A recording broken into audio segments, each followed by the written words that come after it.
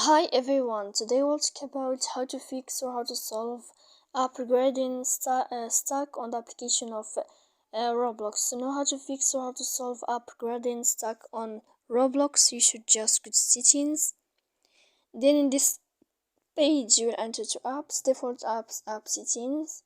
When you will find this list, as you see, you will enter to this window of Roblox.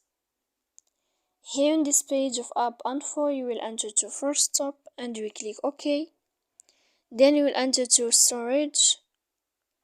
After that, we click clear cache.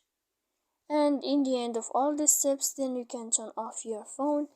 You will wait and then you can fix your problem on your Roblox. So please don't forget to support us by like and subscribe. See you next time in another video, and thank you for your attention and your watching.